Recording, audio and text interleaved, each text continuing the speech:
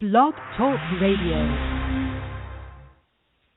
Namaste, everyone. Welcome to Nature of Reality Radio on October 21st, 2015. This is your host, Andrew Fisher, broadcasting Wednesdays from the suburbs of Philadelphia, Pennsylvania, to expose the true and false nature of reality for what it is and what it isn't. Today on the show, I have Reverend John Polk, a metaphysical minister. Some might consider that a paradox because metaphysics and Christianity don't really go together, but then again, I'm going to ask him to clarify what he means by reverend, if that's actually Christian, when as soon as I let him on. I believe this is him for area code 407 in the queue here. If that is you, I'll get you on no later than 10 after the hour.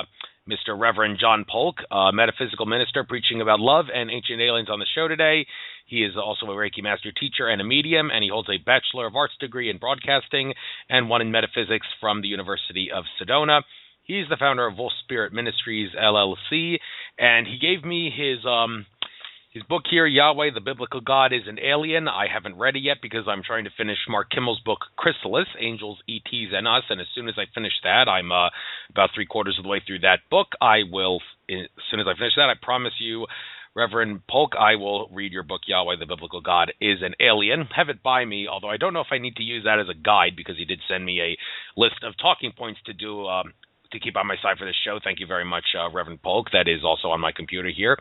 And you have added insight into ancient alien theory as a theologian in the area of exospirituality. And you have made contact with ancestral spirits, aliens, and even ghosts. You live in Florida and work on writing and media projects, sharing messages globally. Like I said, I'll get him on no later than 10 after the hour.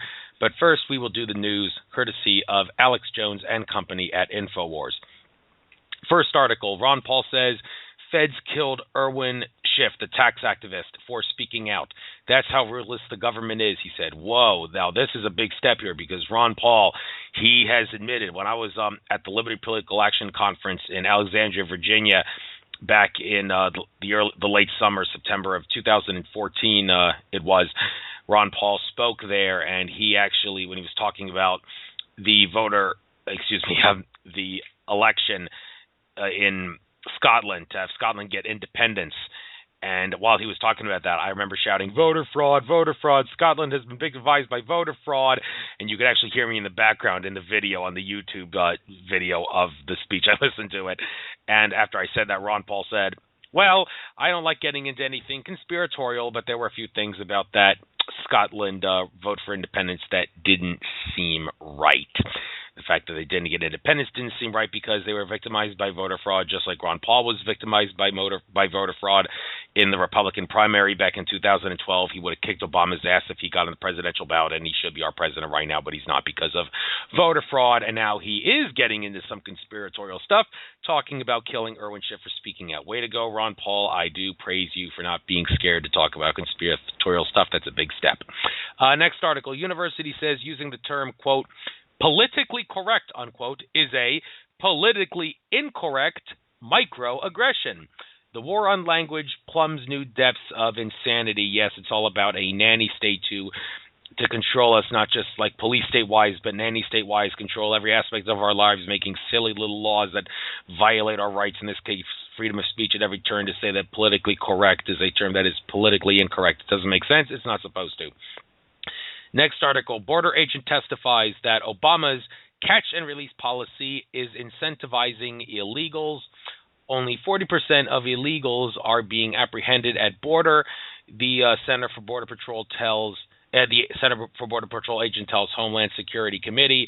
Well, Homeland Security, they're not anything about Homeland Security. There was this whistleblower that came out talking about how Homeland Security Department that she worked for it, and they were bringing illegals into the country, acting nothing like Homeland Security-wise would act, and she was blowing the whistle on that, talking about how it had nothing to do with Homeland Security, and the courts ruled in her favor, saying that no rational person could work her job, and after having gone what she had gone through, and so Homeland Security had raided her house in retaliation and gave her father a heart attack. That was absolutely sick, and I do hope this Center for Border Patrol agent does not get hassled and harassed for talking about how 40% of illegals are being apprehended at border, only 40%. Now, you know my take on illegal immigration. I've always said that I'd love to see the day where people could cross international borders without any government permission or paperwork filing, and everybody would be cool of it, and people could dock their ships and boats in international waterways without having to go through some sort of an Ellis Island type procedure when they immigrate into this country. But you have to understand, in this reality, not all borders are created equal. Just look at America. The Canadian border is a lot more safer than the Mexican border on America, and countries that border a nation like Switzerland are certainly not going to have much of a problem with the Swiss moving in and out of their country, or people moving from the country of Switzerland, moving into Switzerland and out back into their country from Switzerland, than some of the other nations that are more dangerous. So in this reality, please don't. I wouldn't say it is discriminatory to force immigrants to go through some sort of a process to have to immigrate through a country. Just try not to make them violate their rights in the process of going through that immigration process, I ask. Next article, Ron Paul again says, gun control means disarming the feds. I'm for taking the guns away from the bureaucrats in government, he said. Now, this is controversial. I mean, if you're going to talk about the right to bear arms, does that mean that our public servants in government have just as much a right to bear arms as their masters in the general public? Now, if you are going to use the gun to kill people, then you do not have the right to harm people, and you do not have the right to use your rights to harm people. Now, the government does not have authority to take away your rights just because you might abuse that right. But if you do abuse that right and harm people or try to harm people with your guns, then it is perfectly within the realm of authority to have people take the gun away from you. So, I mean, these people in the feds who would do despicable things like stage Sandy Hook to take our guns, well, if they're going to do that, then yes, they have done harm, and their punishment is no more guns. It's a controversial issue. I mean, I had someone who wanted to force people that sell guns to do background checks on people, but then again, when you have the right to bear arms, doesn't that mean that the gun salesmen have the right to not do a background check if they don't want to, and do the gun salesman not have the right to say, if someone I sell a gun to uses a gun in a detrimental or harmful manner, I am not responsible for any crime that they commit, so even if you try to sue me, I cannot be found guilty in a court of law, and the lawsuit will have to be dropped. It's a controversial and debatable issue, but let it be known, folks, if we lose the right to bear arms, the government will inflict tyranny upon us, and that's what they want to do. So let's act like we care about the Second Amendment, shall we? It's to protect us from tyrants in government. Just ask the Founding Fathers. Next article. 5 Back to the Future Big Brother predictions that came true. Which Orwellian technologies was the movie right about? Well, I forgot to mention this earlier. This date, October 21st, 2015, in the second Back to the Future movie. I've never actually seen any of the Back to the Future movies. I did watch the cartoon series when I was really young for a little bit, but I never saw any of the movies with Christopher Lloyd and Michael J. Fox. But in the second movie in the series, this is the date that they travel to in the future, October 21st, 2015. And there was an email I got from numerologist.com talking about how this date has a lot of love-based numerological intentions to it. I might want to check that out again. Sorry, I don't remember too much. I just skimmed over the article quickly before I did the show. But again, that was the date that they traveled to in the future. And, you know, the movies, they're truth under the guise of fiction. I suppose there is truth to the idea that 5 did actually come true in that movie. And well, I think this is also the 30th anniversary of, maybe not today specifically, but the 30th anniversary since that movie came out. So, yeah, this is a very Back to the Futuresque date that we are having right now. All right, next article. A Russian video reveals hellish carnage in Syria. The Syrian government and jihadis have fought over a neighborhood for more than 2 years. Yeah, there's a lot of hell going on in the Middle East, and you can say what you want. Should we protect the refugees? Should we take the migrants in, or should we say, migrants, you can't come in here unless you do some sort of an immigration process and come here the legal, lawful way? It's very debatable. I know there's a lot of protests and petitions on both sides of the issue, but there's no doubt there's a lot of hellish carnage in Syria because, as the Russian video reveals, because the powers that be want to kick Assad out of power. All right, next article. A majority of Americans say more concealed weapons will make them safer. Less than half say background checks will prevent mass shootings. Yes, the right to bear arms. Bear means you have the right to both conceal and open carry. Let that be known. Next article. Finnish police banned from identifying migrants as criminal suspects. That's the police of the country of Finland. For those of you who don't know geography, that's in Northern Europe in the Lapland area near Norway and Sweden. The Finnish police, again, banned from identifying migrants as criminal suspects. Authorities want to avoid a, quote, racist backlash from critics of migrant influx.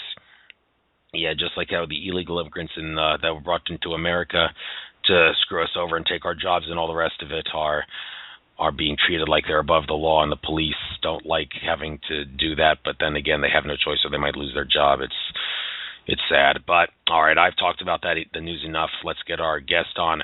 Area code 407, is this Reverend John Polk? How you doing? Hey, Andrew. How are you? I'm awesome. Well, I think first things first, just to clarify, for those that find this quite confusing, how can you call yourself a reverend and be a Christian, or maybe not be a Christian in your case, and call yourself metaphysical? Because a lot of people would say metaphysics and Christianity, that's a paradox or a contradiction. So could you clarify that for all those who are confused? Actually, I think that's a brilliant question to kick the show off with. So through the University of Sedona, put together by Dr. Leon Masters, metaphysics, the way that he conducts the core structure, it's all based on God. It's all based on your God mind, your God self, your God power, meditation, and bringing reality into fruition through metaphysical, meditative exercises. And since it is all based on God, it's not based on the Bible. So it is not Christian-based in any way whatsoever. Although it does mention God, but not God mentioned in the Bible. It mentions the universal God consciousness. And since it's based on God, it is now recognized as a religion. So by default, me getting a bachelor's degree in metaphysics online through the University of Sedona, I automatically became an International Metaphysical Minister. Thank you very much.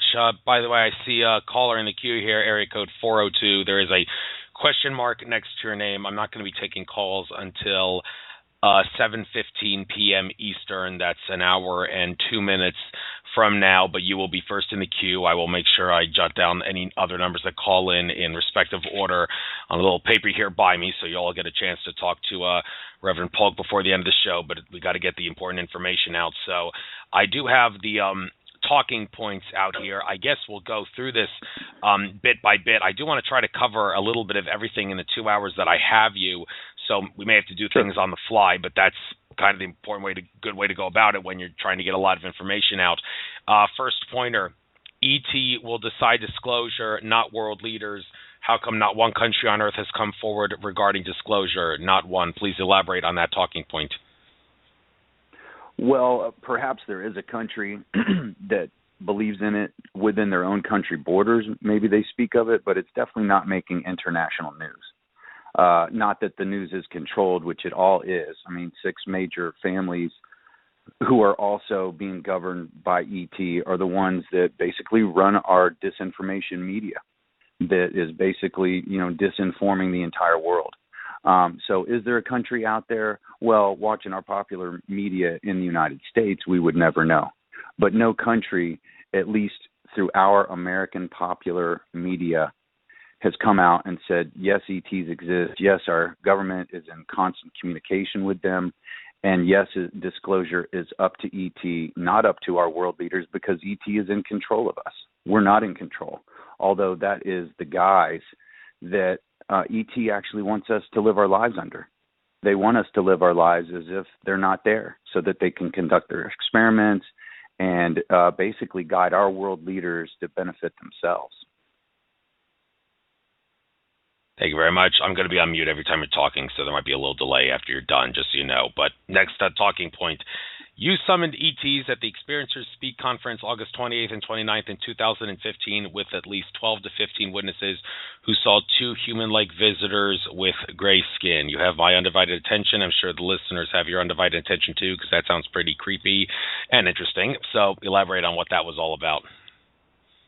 Experiencers Speak 4 Conference, August 28th of this year. I was the opening speaker, and Audrey Starborn Hewins, who is the founder of Starborn Support International. And she's also the creator of Experiencers Speak For, the conference. And the really cool thing that made me feel at home, like with family, is that for the very most part, everybody at the conference is an experiencer. Yeah, we do have some scientists, but for the most part, a large majority of the people are experiencers or even just straight up abductees. So she chose me to be the opening speaker because she wanted me to create kind of a spiritual milieu within the atmosphere, within the room. So based on that, and whether I was somewhere in the middle of the lineup on the 29th the next day, I was still going to make it spiritual because that's basically my belief system. All begins with my body, mind, and my spirit. So I did a seance where I, to the effect, said, I can see E.T., and E.T. is in the room right now. However, we can't see E.T. because E.T. is vibrating at a higher frequency than we are, and which puts it in another dimension. So it may be very well in the same room with us, but since it's vibrating at a higher frequency, it's in another dimension that is not visible to us through the human naked eye. So I had all 79 people hold hands, and we did a breathing exercise. Breathe in universal God consciousness. Exhale and release all lower energy. Breathe in universal God consciousness. Exhale and release all lower energy. And then envision a circle of light surrounding all of us collectively, but also surrounding us individually. And once we're in this protective circle of light, we can invite angels, extra-dimensionals, ultra-terrestrials, and extraterrestrials to join us in our congregation. So then I invite Raphael, Gabriel, Michael, and Enoch, who are all archangels, but to me they're archaliens featured in the Bible because they did appear in physical form. And I invited them to come in and be a part of our congregation. And there was some testimony to some people feeling like the sensation of hair standing up on the back of your neck, goosebumps popping up on your forearms. Some girls in the audience said that their glasses fogged up. I didn't get to talk to all 79 people, but a number of people gave me feedback that they could feel that there was some kind of energy beyond this world that was permeating the room, and the spoken word evokes and creates so much energy. And when you put that collectively with all these other experiencers praying and meditating towards the same thing, E.T. did visit us. So then I said, one of my primary goals before the end of my presentation, before the end of this evening, or by the balance of tomorrow evening, which was August 29th on the full moon, somebody who's really never achieved contact before will achieve contact for the first time. And or somebody that walks in both worlds, like I do, will achieve contact unlike they ever have before. So the first day elapses, and it was a great conference, and then the second day is going on, and it's getting into the evening, and I'm kind of sitting there thinking, well, something's going to happen. It's going to happen soon, or I guess I was just wrong. And then Travis Walton was our keynote speaker, and they actually showed his new documentary, which was simply entitled Travis, which was actually better than the movie Fire in the Sky. It was a brilliant documentary. And after that, he did a question and answer period for about 45 minutes. But right at the beginning of the showing of the DVD, they dim the lights, and these four individuals walk in, and they had money in their hand. And I was by the front door, and they walked right up to me and said, hey, are you the guy that we pay so we can watch Travis? And I'm like, no, let me go find Audrey. So I found Audrey, and they gave Audrey the money. And it's funny because they were almost like they were children with Monopoly money. They didn't even realize that they didn't have enough money, and they didn't even realize the amount of money that they had in their hand. But Audrey, she basically loves everybody, and the fact that they were willing to pay something to come in and watch Travis, she went ahead and let them have a seat. So they all sat down, and Travis, we watched the documentary. He did his question and answer session, and at the very end of his question and answer session, those four individuals came up and started talking to me. And the best way to describe them, there was four of them.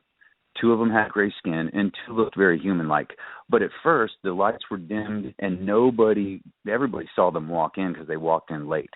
But nobody caught on to the fact that 2 of them had gray skin. So they start talking to me, more specifically the oldest one, who I'll call the grandfather. So there was the grandfather, I'll call the next one his son, who looked about mid-30s. And then I'll say his grandson, who looked about 18 years old. And then there was a short guy who kind of looked like a biker. He's about 5 foot tall, bald-headed, with a Fu Manchu beard, small sunglasses on, wearing a sleeveless white T-shirt and jeans. And so they all stand next to me, but the oldest one, who I'll call the grandfather, he actually called himself Don. First thing he said to me, walked up to me and said, this is my son. And he was referring to the youngest one, the 18-year-old looking individual. And he said he was with his stepdad for a long time, and his stepdad was drugging him, and now he's finally under my custody, living in my home. And so we just start talking about that. And then he starts asking me about my book. So I start trying to sell him my book, as I was trying to sell books at the conference. And then a number of people walk up, including, and I can start using their names, Eric Mitchell, Lee Hazel, Audrey Hewins, her sister Debbie Hewins, Lynn Hartram, Keith Andrews, who you actually had on the show the other day, his wife Angie, Travis Walton actually saw them, and then another individual named Ron Sharfie. Those are the witnesses that I've been able to identify. However, Keith Andrews said that he's identified 12. And we've had an open dialogue about it, and we're both trying to write our own books about it. And this was very, very incredibly strange. I've had this happen to me before, but never in the 3D earth plane, and definitely not with a group of just human beings in a conference room at a hotel. But start to get a good look at Don, the grandfather, and I can tell that his skin it's gray. Half of the people said his skin looked gray. The other half of the people said that his skin looked blue. Audrey, who put on the conference, said that one of the 4 was actually female. It was kind of funny how we all had different accounts, but the one thing we do agree upon, all of us, is that 2 of them had gray skin. And Keith Andrews at one point said, I don't want to be rude, but your skin is gray or blue. And Don said, I'm a healer and I'm a shifter. And then Keith asked him if he was Pleiadian, and he said that he was. And then he starts getting loose and he starts getting comfortable.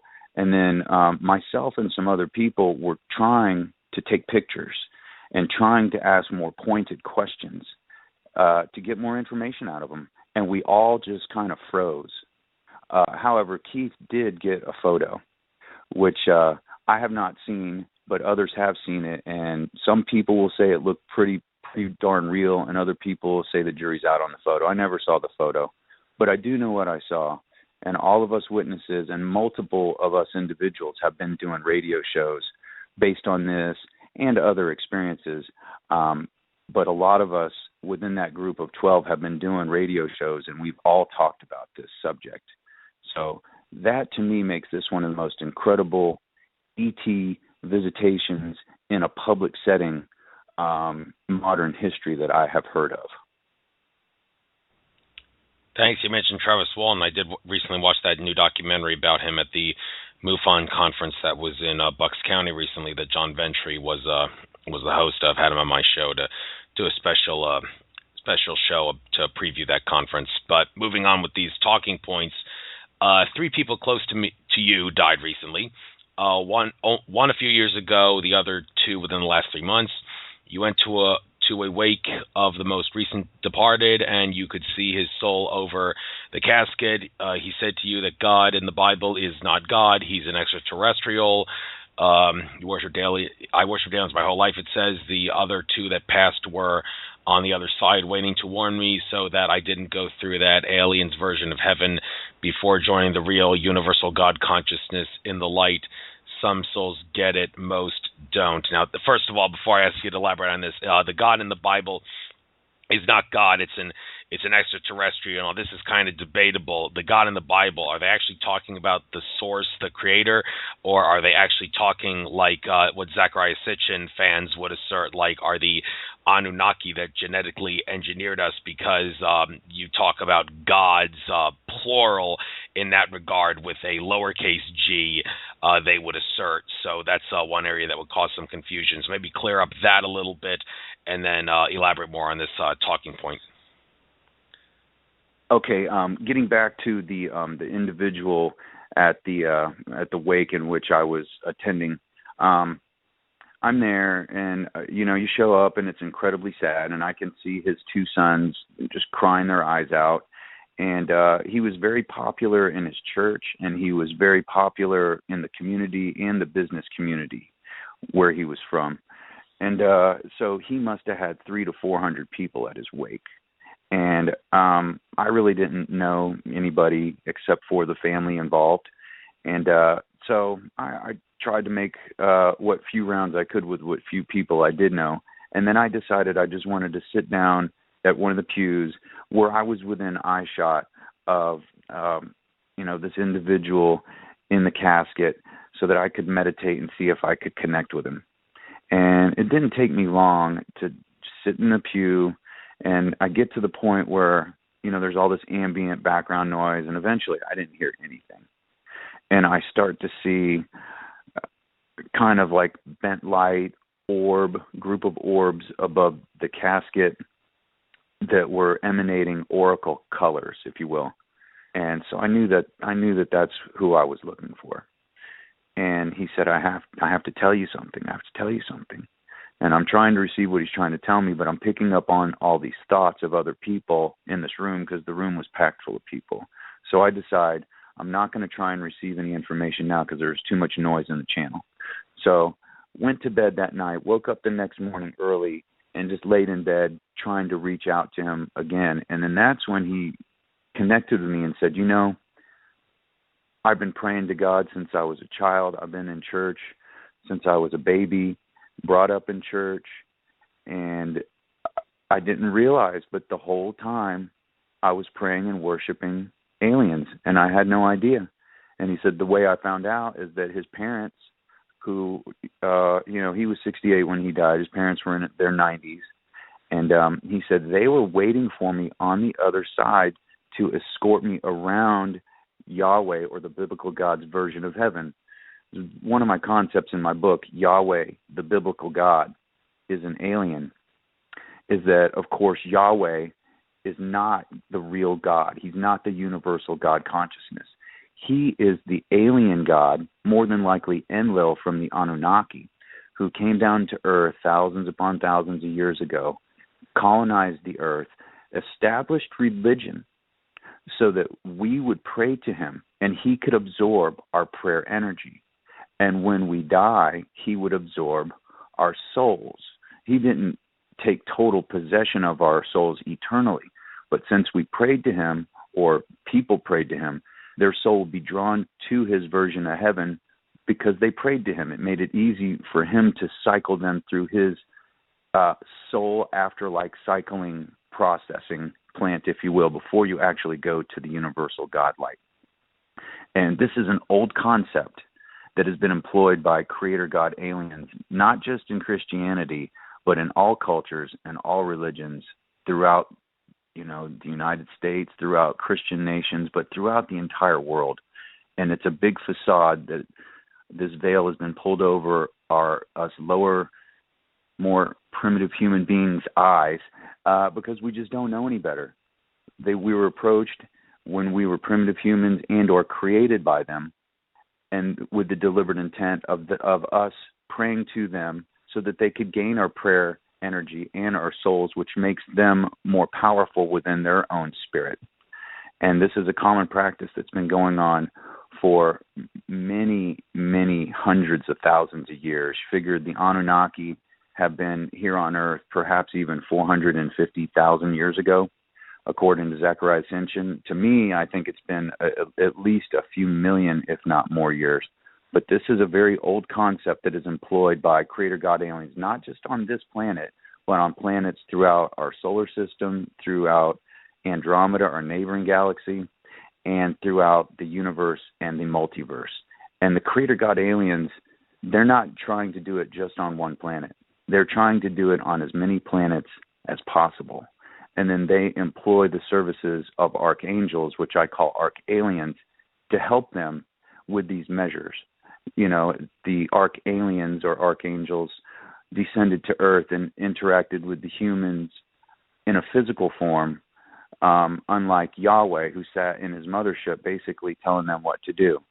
And this is a common practice done by Creator God aliens, not just on our planet, but like I said, throughout the entire Milky Way galaxy, Andromeda, our neighboring galaxy, and all throughout the universe, so that they can gain power from lower life forms, more specifically human beings.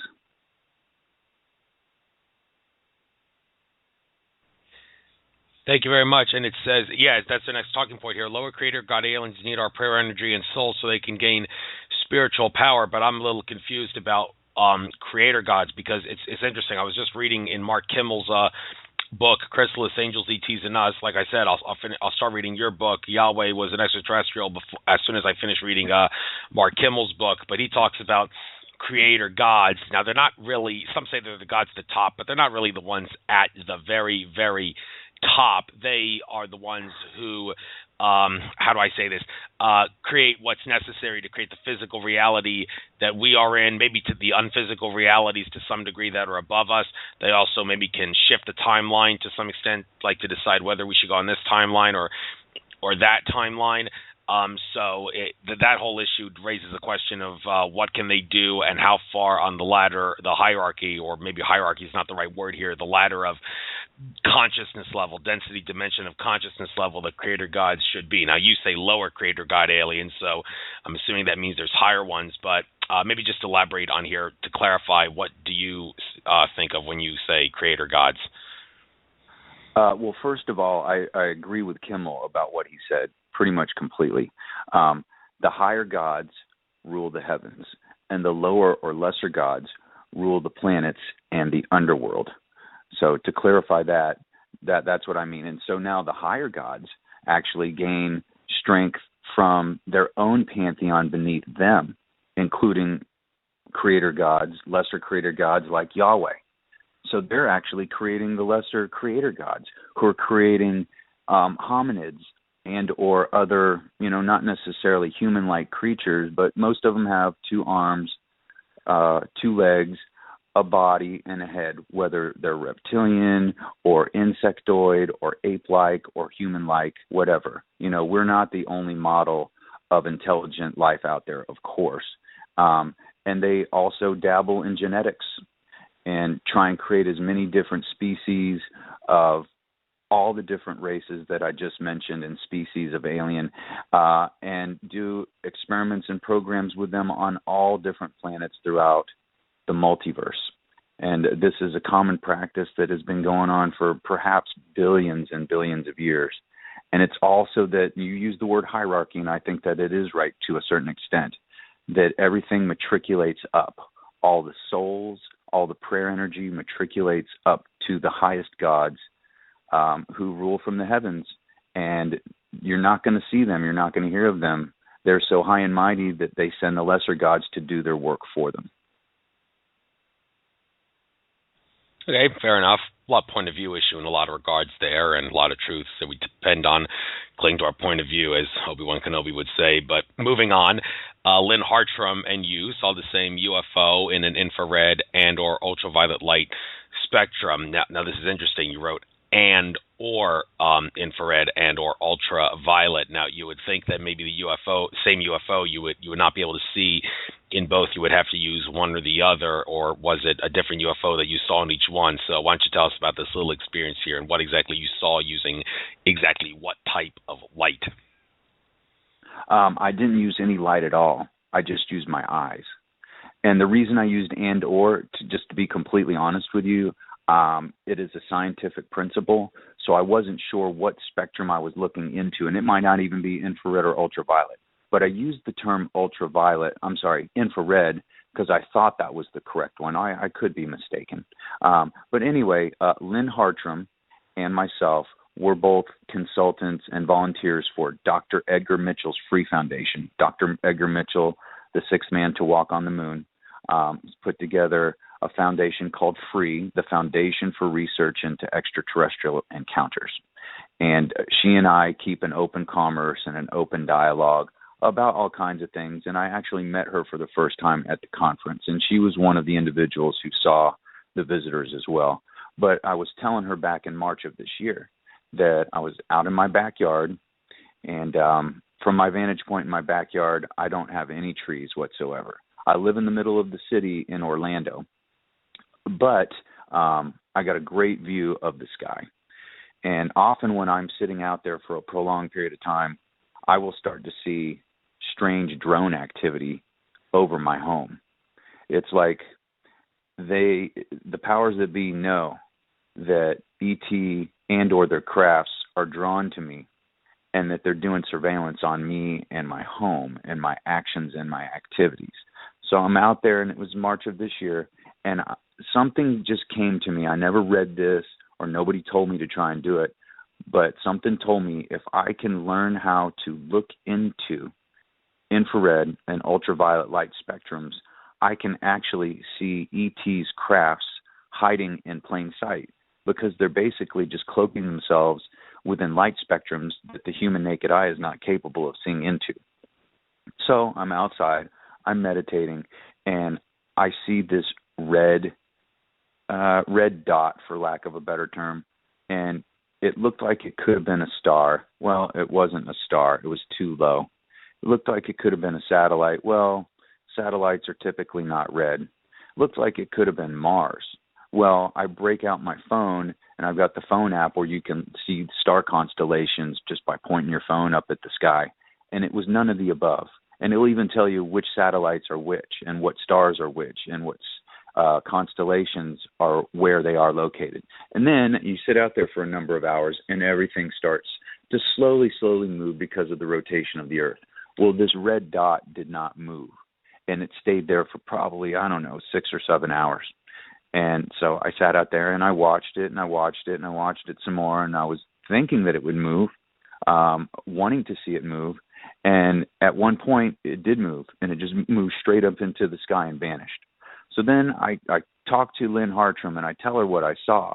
And 3 days later, she sent me a photograph of that exact same red dot in the sky. But the difference between her encounter and my encounter is that she had her daughter with her, and her daughter is pretty fascinating. I think she's like 7 years old, and she draws pictures of people in spaceships going to Mars and stuff like that, almost like she's receiving a feed from some extraterrestrial in another dimension. And she draws these fascinating pictures. You know, they look like kid pictures, but she's a pretty good artist for being 7 years old. Anyway, but Lynn emails me a picture of this red orb, and she explains to me that she had picked up her daughter from some kind of music recital and was on her way home. And when she picked up her daughter and was on her way home, this red point of light followed her perhaps 20 miles into the Boston area, where eventually she lost sight of it. But she had to get out of her car at one point and take a picture of it. So to finish the story about that talking point, that was the experience where we both saw the same UFO.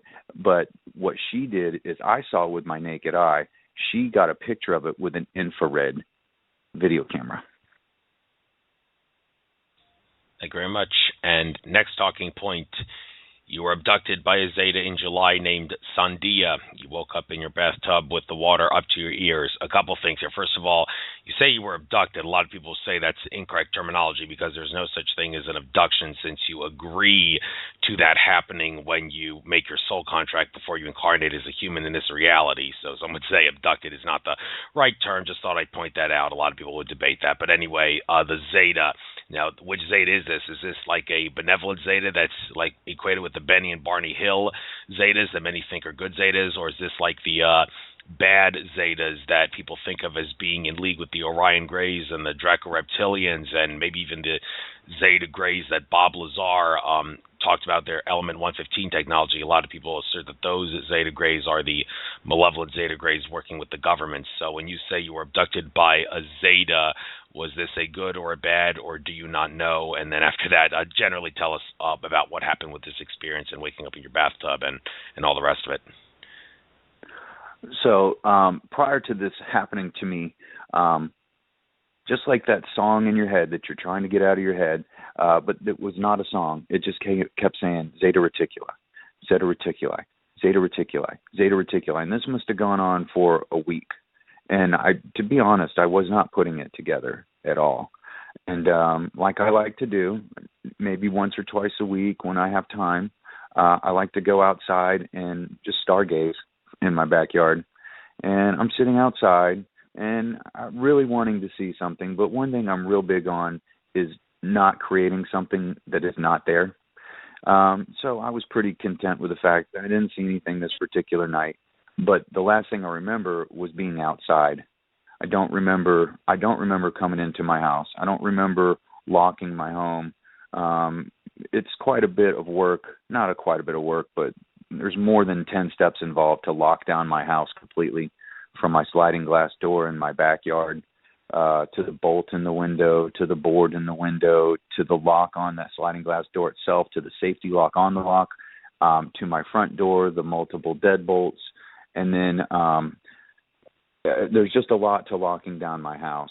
And so next thing I know, I wake up, it's 4 a.m, I'm in the bathtub, the water is cold, which is amazing to me. And the water is basically up to my ears at this point, and I wake up. And I'm thinking, what could have possibly happened to me? Because I've never had that happen before. I've woken up in different parts of my house with, everything locked down. The dishes were done. The air conditioning was turned down low like I like it. The fans were on. All the lights in the house were off. But this particular time, everything was exactly the way that I would do it before I go to bed. But the difference was I was in my bathtub with the light off and the water on, and it was cold. I mean, I cannot see how I could have laid in a cold bathtub. And the drain was not plugged either. The little knob you use to plug the drain so that the water will pool instead of just going down the drain. I didn't even clog the drain. So I must have been in there for at least an hour or two for the bathtub to be able to fill up without the drain being plugged. And the water was cold. I just cannot think of how I could have sat in there for that long in cold water. And then it gets up to my ears and gets in my ears, and then that's when I wake up. But prior to that, I had connected with somebody named Sandia through Twitter. And Sandia, who's actually a Zeta from Zeta Reticuli, but he channels through a lady that I'll leave nameless at this point. And she communicates through direct message on Twitter to me and says, we need to open a dialogue. Sandia is telling me that I need to talk to you personally. So if you could exchange phone numbers with me if you're comfortable doing that, then why don't you do so? So I did, and we talked for probably an hour and a half and had a great conversation. And right around that time, and to be honest with you, I cannot exactly remember if I talked to her before or after the whole bathtub incident. But I talked to her a number of times, and I talked to her about the bathtub incident, and she said the reason that you're in your bathtub is because they probably put you in this kind of plasmatic fluid that they use to cleanse us, because humans are basically walking germs, just like little children can be. We carry pathogens, we carry bacteria, we carry viruses that can catch, which is communicable to them, especially if they're doing any kind of experimentation on us. And she said that's probably why you're in your bathtub, because they bathed you in this stuff to clean you so that you would not get them sick. But to this day, I still have an open communication with Sandia. And Sandia is actually a mountain in New Mexico, in the area where there's a number of bases inside mountains. Not the Dulce area, but halfway close to that area. And but that's the whole story behind Sandia and waking up in the bathtub. Thank you very much. Interesting story, to say the least. Next talking point, number 7. Paul Hellyer, the former Canadian Minister of Defense, stated that many world leaders are in constant communication with ET, especially the United States. Okay, I can certainly go along with that, but aside from elaborating on that, first of all, why the United States? Does that have anything to do with the fact that the United States is the Roman Empire of the modern era, and that's what the powers that be use it as? Does that have something to do with it, maybe? You know what? I think that's a logical conclusion. But something else that Paul Hellyer said is when he was the Minister of Defense for Canada, during his whole term in office, he said that anytime any kind of down UFO craft crashed in Canada, that U.S. military and black ops, government forces without any patches, usually you can look at a military man and tell what division of the military he's in. These you could not tell at all, but they would come in with sniper rifles and say, hey, this is our craft, and you need to leave now or you will be shot. And Paul Hellyer mentioned that and went into detail about it. But Paul Hellyer went into detail also about how, ET is in constant communication with our world leaders. And to finish his sentence, even though he didn't come out and say this, but it actually substantiates what I've been saying all along, is that ET is in control, and that ET is telling our world leaders what to do. And in my opinion, ET is actually placing some of our world leaders in office and choosing certain individuals to be world leaders. And to me, a number of our world leaders are either just straight up human-looking aliens, or they're human-alien hybrids, or they're clones, or they're a term I like to use, touched by an alien. ET is in control. They've always been in control. They're the ones who seeded our planet. They're the ones who created hominids, or this version of the human model, at least according to Zecharia Sitchin and a lot of other experts in our field. And that's consistent with all my research and my belief system. Certainly a lot of people that would back you up on that idea. Multiple ET factions are fighting over the future of we humans and planet Earth. Now, this is kind of interesting because a lot of people debate as to where the humans are in this. Some say we're neutral, and you got good ETs and bad ETs fighting each other, with humans being neutral pawns in the battle. But others would say, no, it's wrong to say that we're neutral. We're more on the side, well, the general public anyway, is more on the side of the good ETs, and it's us and the good ETs battling the bad guys. So in regards to, well, first of all, yeah, multiple ET factions. Who are the factions? But where are humans on this? Are they straight in the middle neutral, or are they more towards the side of maybe the good guys? I can't be exactly sure. But what are some of the factions? I know there's multiple factions out there that are not agreeing on what to do with us. You mentioned the Draconians. There's the Reptilians. There's the Tall Nordics. There is the Allurians. There's also a human-like faction that looks just like us, except they have 24 chromosomes, and their 24th chromosome codes mostly for proteins in the DNA sequence that contribute to brain capacity and mental ability. But also, those four factions visited Dwight D. Eisenhower back in the early 50s at Edwards Air Force Base in California. I don't know if you've heard of that, but it's called the Greada Treaty. Maybe I'm pronouncing it wrong, but it's spelled Greada. And it's very Googleable if anybody wants to look it up, but the Greada Treaty. Eisenhower goes on supposedly a vacation to Palm Springs, California. And he ends up at Edwards Air Force Base under the guise that he's going in for some kind of emergency dental procedure. Which nobody really bought that story. But the story goes that he went to Edwards Air Force Base and met with four different factions of ETs. One was the tall grays from the star Betelgeuse in the Orion constellation. One was the human-like ETs, which we just spoke of. The other one was the Reptilians, and the other one was the Nordics, the Tall Nordics.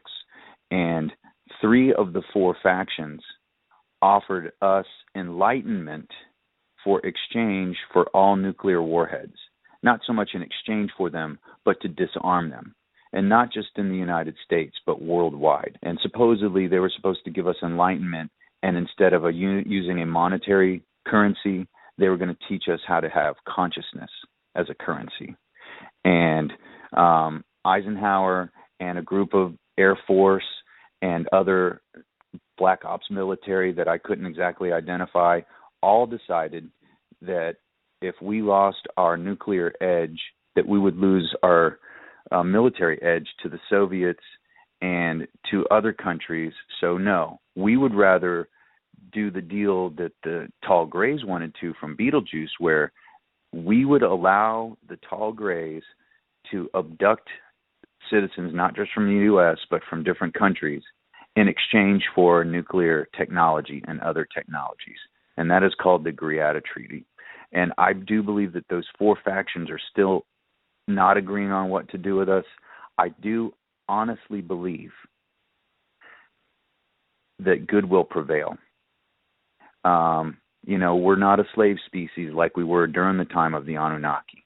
We weren't being forced to build pyramids. We were, but we're not being forced to build pyramids now. We're not being forced to mine ores and minerals and gold out of the earth to give to the aliens so they can use it on their spaceships and their home planets.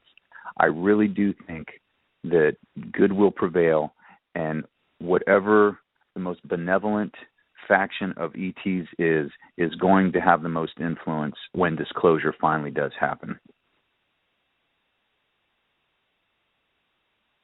Yeah, no doubt good will prevail too. Mother Earth is a love-based entity at its heart, soul essence, and that means that while the New World Order may come down hard occasionally, in the end they will never succeed in their ultimate goal. At least George Avasalis told me that's what he felt within his heart, soul essence when I asked him, how can you confirm that the New World Order won't ever take over? But side issue, I'm digressing. Moving on. Computers make us weak and dependent is the next talking point. Computers are also a very big trap. What would happen if we lost internet globally? Also, the UN is pushing to charge by the click on the internet. Businesses worldwide would crumble. The Supreme Court justices are posturing to force everyone with a website to copyright their site name. Now, the thing about the internet, it was created by DARPA. Anybody that says, well, the government created the internet, they do what they want with it. No, the people created the government. We decide what we do with the internet because DARPA is part of the government. And also it was created as a way to, how do I say this, microchip us, so to speak, not put a chip in us, but keep a track of all of us in conjunction with the whole NSA surveillance system and all. But the thing is, we have been able to use the internet to fight back and such, and that's not something that the powers that be had in mind. Keep in mind the Archontic Force, they don't have a creative imagination. They need us. We do have a creative imagination to help them create things and such, so they needed us to help them create the internet, and that's why we are able to use it in the end for our own good purposes to potentially beat them. Boy, it's a funny way the Matrix works, and it's a good thing it works that way. But anyway, computers making us weak and dependent being a huge trap. A lot of people would debate that because now I myself, I'm a nature lover and all, but when I'm not in nature, I'm at my computer and I'm using the computer to get into the Matrix, to beat the Matrix, and I do have some like orgone chips and all by my computer and all to keep me safe from the EMF frequencies and such. And of course, I ask my guardian angels and spirit guides to protect me too. But anyway, why do you say that computers make us weak and dependent and being a huge trap in this whole thing about the internet and how they want to use it to control us and how they want to control the internet? Please elaborate on this subject. Well, as humans, you would want to think that our ultimate goal is to be able to communicate telepathically, where we don't have to use our mandible or our mouth. We don't necessarily even have to use a spoken word, where our minds can tap into the Akashic record and download information like that. And as long as we're using a machine, it's gonna block our path to enlightenment as far as being able to allow our soul to expand without computers. So back in the ancient days, all the creator god aliens, you never heard of them having laptops. They would do ceremonies to their gods, and would be able to tap into the Akashic record and be able to communicate with their star elders and their star brothers through their minds and through their spirit. You know, you never really heard of them using machines. You did hear of them using technological devices, but if they needed an answer to a question, they didn't break out a laptop and tap into the Wi-Fi and get on the World Wide Web. They were able to tap into their own inner spirit.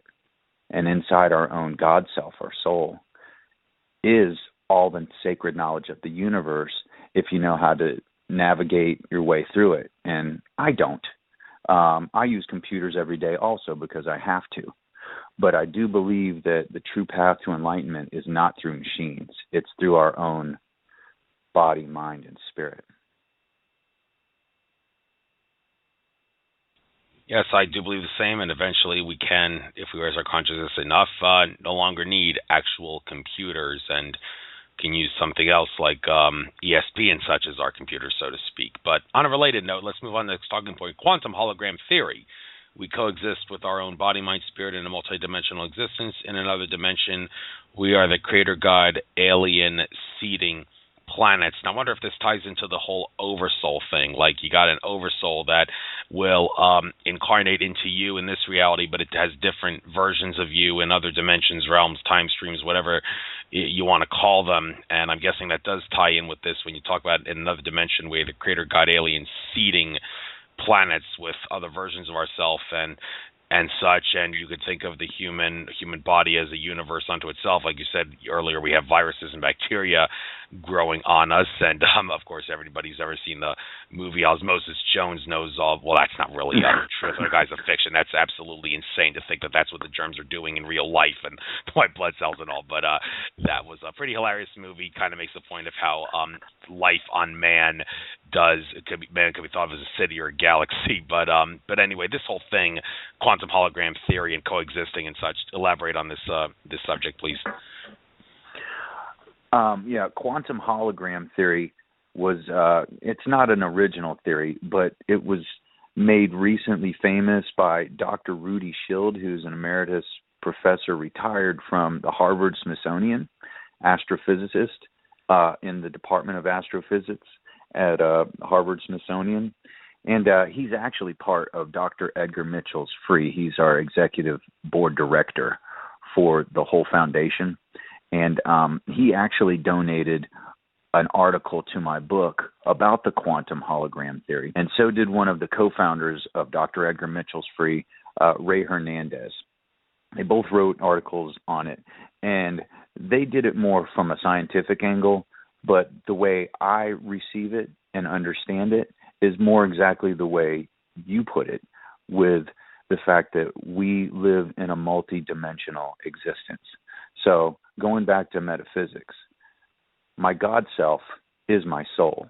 It's the part of God that God lends to me in this particular lifetime, in this carnation, in this physical body.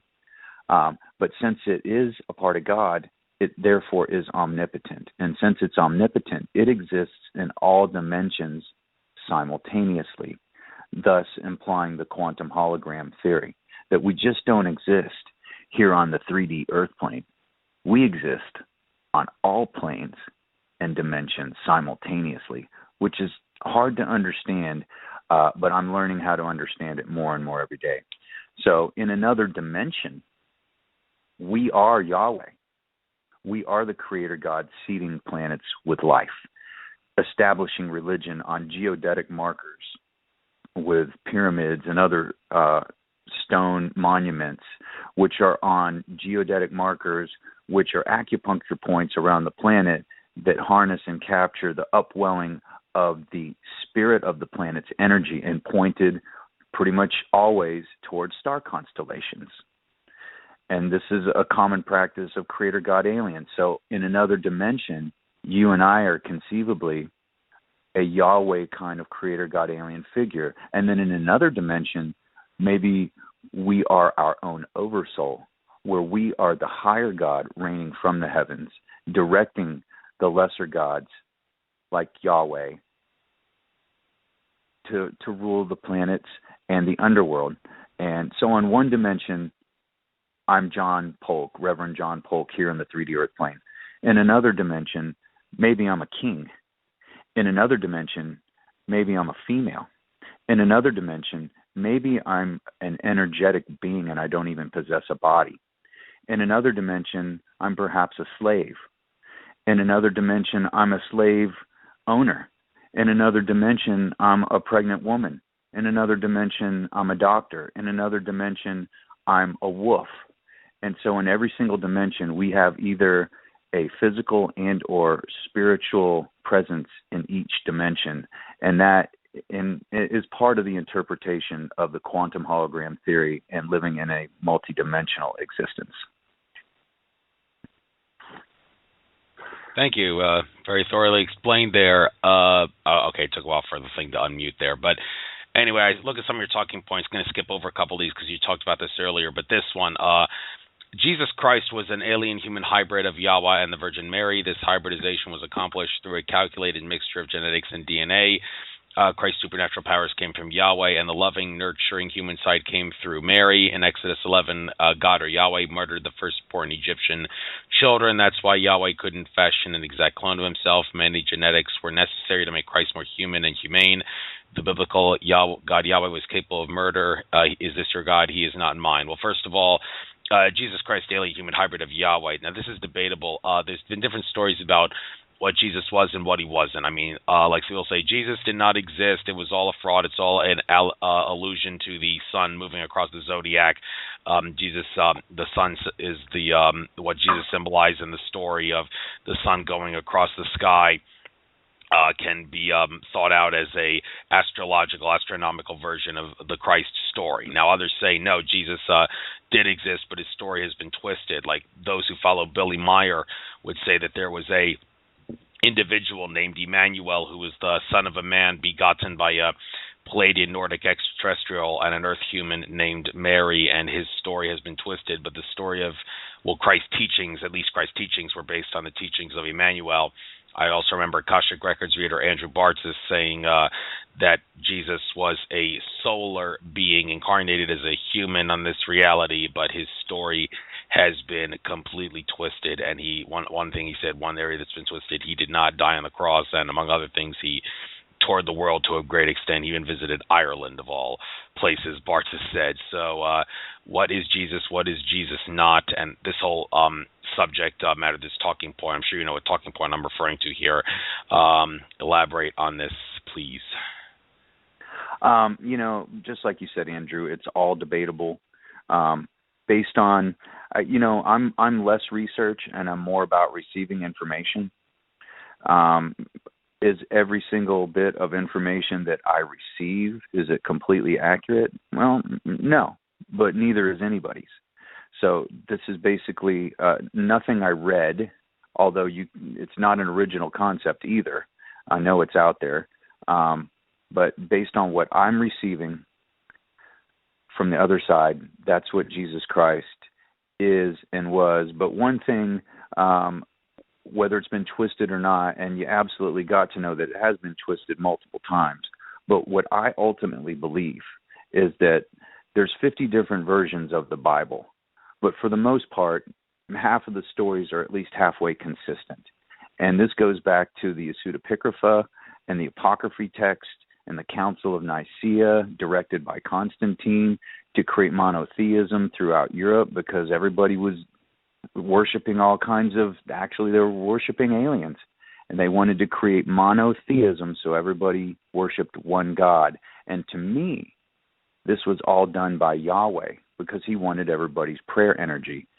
And what I also believe is that Yahweh came to a conclusion that the fire and brimstone and killing everybody if they don't do what he tells them to do is not the way to win the hearts of the human beings and gain their prayer energy and souls. If anything, it's going to push them away. Like the Gnostics created their own sect and said that God was evil because he just goes out and kills people if you don't do exactly what he tells you to do. So he fashioned this human-alien hybrid of himself and the Virgin Mary to bring love into the picture. Because if you go from the Old Testament of the Bible to the New Testament of the Bible, it's one of the chapters in my book. It's the tale of two aliens. In the Old Testament, he was clearly pretty wicked. You do what I tell you to do or I'm going to kill you. And in the New Testament, it's all about love. And what I really don't like about the Christian religion anymore in the churches is they conveniently abandon and ignore the Old Testament. They don't even want to acknowledge that it exists. So I love to throw Exodus 11 in Christians' faces when they want to argue with me. God killed the firstborn Egyptian sons. He murdered children. You're not going to read anything like that in the New Testament, because now Jesus Christ is ushering in this whole new wave and discipline of just love everybody, love God, love the universe. And Yahweh, I believe, was smart enough to realize that he hand-sculpted and hand-created his own hand-sculpted deity. And Jesus Christ, whether he was real or not, it is debatable, but I do believe he walked the earth, and he taught the teachings of Christianity around all through the Middle East and different parts of the world so that people would convert to Christianity and pray to Yahweh so that he could gain their prayer energy in their souls. And this was deliberately done by design. And then Yahweh decided, well, we want him to die a martyr. And if he dies a martyr, then this will live in the minds and the souls of Christians and non-Christians for many millennia to come, whether they believe in what happened or not. Thank you. Next talking point, talking about, this is interesting, a lot of people when they talk about how creator God aliens can place their own omnipotent soul into an alien human hybrid or clone themselves. A lot of people don't realize that's not just limited to humans. It says here they can genetically manipulate reptilians, greys, insectoids, or almost any intelligent being that they would deem worthy and possessing suitable DNA to create a deity. All right, we understand why they would want to do it to humans, but can you maybe enlighten us on some of the reasons why they would want to genetically manipulate reptilians, greys, or insectoids? What kind of agendas are involved there? Well, you got to figure on another planet where the indigenous are reptilian and they're more primitive like us. They're not as evolved spiritually as some of the creator God aliens are. They, we were made in the image of God. Well, guess what? The reptilians have their own reptilian god. So do the draconians. So do the insectoids. So you don't just have to be a human being to have a god figure, or even the ape-like, whatever. Every different species of ET, whether they're human-like or whatever they look like, the more primitive ones that are more on the same spiritual level that we are as humans, they're looking for a God source. Dr. Dean Hamer, back in 2005, founded the God gene, which is called VMAT2, which is vesicular monoamine transporter number 2. And it has been identified as the God gene, and it's found indigenous to all human beings, where it's a feature in your mind that makes you want to have a God figure in your life. And this was identified back in 2005. So this gene, VMAT number 2, not just specific and exclusive to human beings, in this genetic manipulation process, this gene has been placed in all lower evolved life forms, not just human beings here on the 3D Earth plane, but other species of other ETs on other planets as well. Thank you very much. One or two more talking points before you start taking calls here. It says here, Yahweh created Judaism, Christianity, and Islam to fashion a divine trinity within himself through religion conflict in order to collect prayer energy and souls. A couple things to point out here. Talking about the Trinity, a lot of people think when they think of the Trinity, they think of the one in Christianity, and they say that that was just a form of Christian brainwashing, because in Christianity it says, I am the Lord thy God, thou shalt have no other gods before me. And yet when you're talking about a Trinity, you're trying to say that three of equal importance, and that seems to directly contradict the first of the 10 commandments. And in regards to Judaism and Islam, was that created in order to divide and conquer humanity? Because some people say that religions were created as a moral code to keep the human race from destroying itself. And I suppose, some of the teachings in religion that teach benevolent things could be a nice moral code in and of itself, the fact that you have different religions creating each other means that whole idea that it's a good moral code to make you peaceful is just one great big illusion, because in the end they're just going to conflict with each other. So what exactly do you mean by this divine trinity in regards to not just Christianity but the other religions, and the whole debate about whether or not religions create conflict or whether they can be used to keep the human race from destroying itself? What do you have to say about that? Well, all of the above, thus the Trinity. So picture the top of a pyramid, the triangle, with the apex at the top middle. So the top middle we'll call Judaism, which is where it all started. It's the oldest of the big three. And then, so you go down to the right side corner of the triangle, and then there's a line that goes all the way across. From the top apex, draw a diagonal line all the way down to the bottom right corner of the triangle. And then that's the energy that maintains. So you go from the creation energy to the energy that maintains. And the energy that maintains is Christianity. And then you draw the line all the way across to the bottom left-hand corner. And then that's the recreation energy. That's the energy that starts the cycle over again. And then the triangle starts to finish itself by creating this line that goes and merges back with the apex of the triangle at the very top.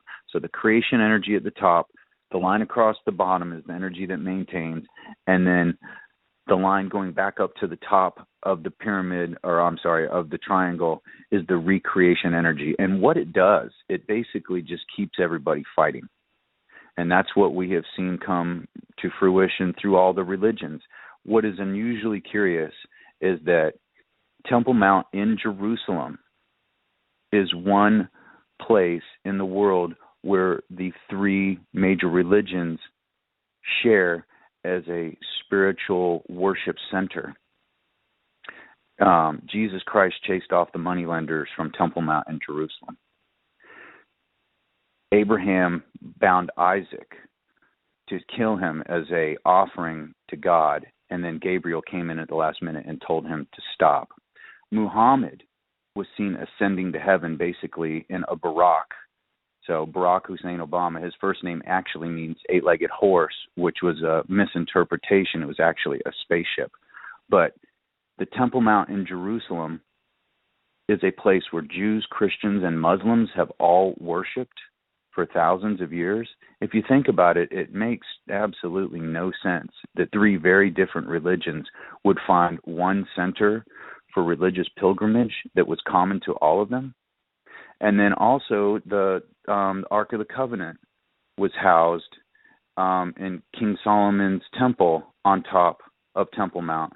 But to me, what Temple Mount really was a massive landing pad for spaceships.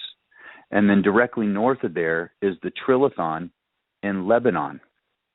And the Trilithon has a stone and a number of stones that weigh between 2 million and 4 million pounds apiece, and they're all mathematically aligned and cut. And they're both shaped very similarly. And to me, those were landing pads. And then just north of that is Mount Sinai, and just north of that is Mount Hermon, where the fallen angels descended to earth. And they're all on a ley line or a geodetic line that goes down that part of the Middle East.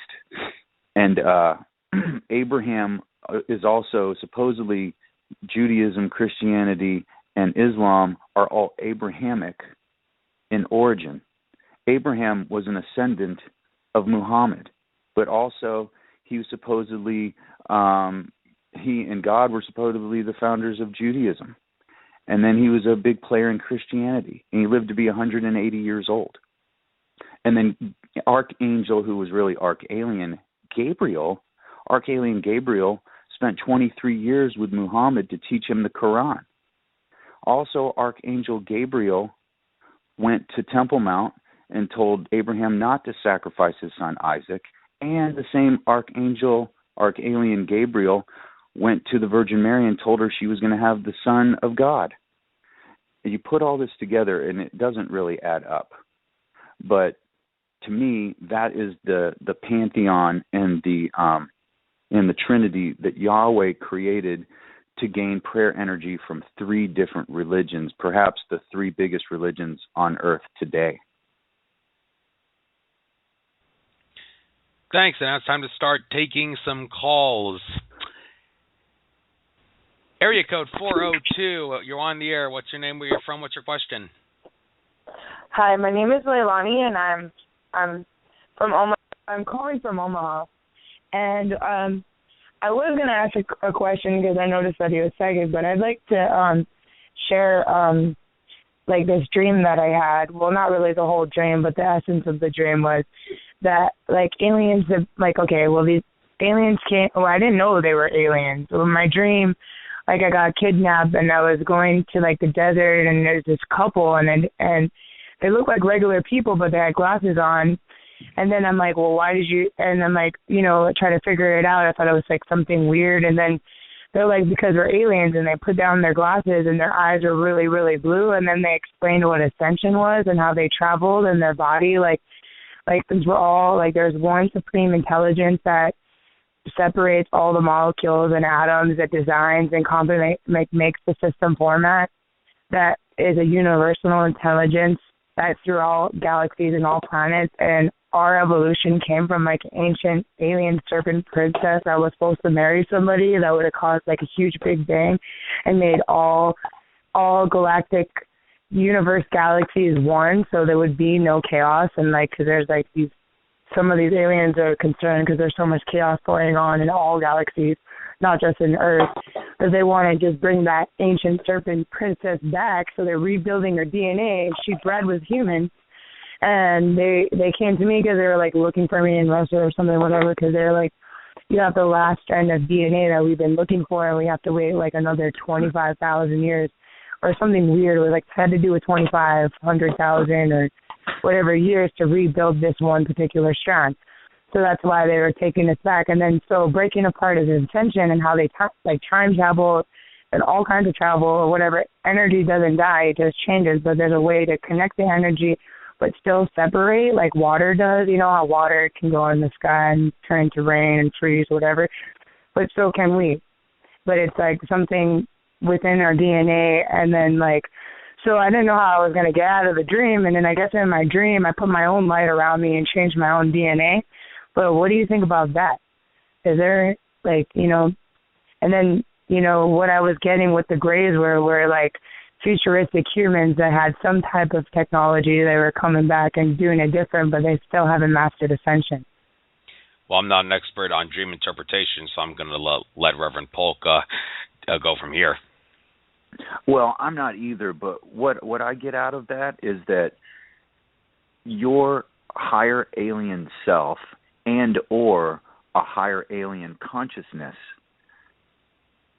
understands how your mind and your body and your soul work together, and thought that this information needed to be communicated, and the easiest and the best way to do it was by activating your pineal gland in your brain and allowing it to manifest in the form of a dream.